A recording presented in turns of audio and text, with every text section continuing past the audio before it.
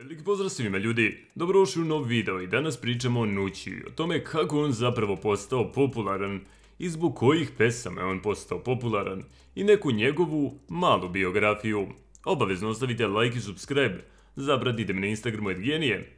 I sada mi možemo da krenemo u ovu veoma zanimljivu temu. Igor Panić, poznati kao Nući, je srpski muzičar koji se bavi videoprodukcijom. Za sebe kaže da ne pripada ni jednom muzičkom žanru i da je njegova muzika mešavina trepa, repa i elektronske muzike, a sve to zajedno čini Nući žanr. Živi i radi u Beogradu. Na samom početku pandemije, 2020. godine, u karantinu tokom policijskog časa, nastale su neke od najboljih pesama u njegovoj dosadašnjoj karijeri. Tada je nastala i pesma Bebo, koju je objavio u junu 2020. godine i koja mu je otvorila sva vrata. To je bila odskočna daska u njegovoj karijeri. Usledile su pesme Uđi na Va, Havana E i Bambi za kanal Generacija Z, čiji je i sam član. Svi su komentarisali da se Nući preko noći proslavio, a on je rekao da svima koji njega znaju sasvim jasno da uspeh nije stigao preko noći. Muzikom se bavio 2011. godine, a pravio i pauze kako bi se posvetio videoprodukciji sa svojim bratom Markom.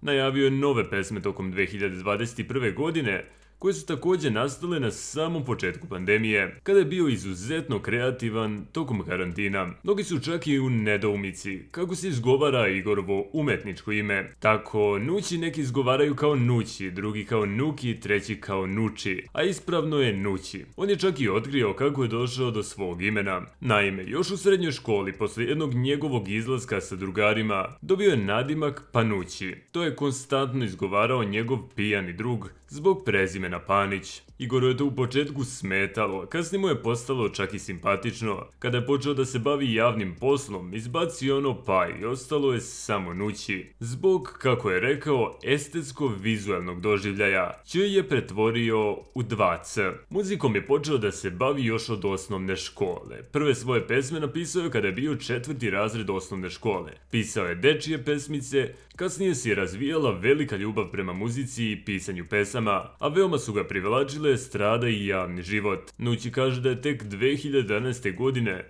skupio hrabrost da snimi u studiju svoj prvi singl. To smatra svojim početkom muzičke karijere. Pravio je pauze jer se sa rođenim bratem Markom Panićem posvetio videoprodukciji i takozvanim snimanjem spotova. Inače, ako niste znali, Marko Panić je vlasnik Generacije Z, a kao što sam rekao, Nući je njegov rođeni brat. To je to što se tiče ovog videa. Ako vam se video, obavezno ostavite like i subscribe, napišite mi mišljenje o Nućiju i da li vam se sviđaju njegove pesme. Mi se vidimo u nekom sljedećem klipu, a do tog klipa ljudi, pozdrav!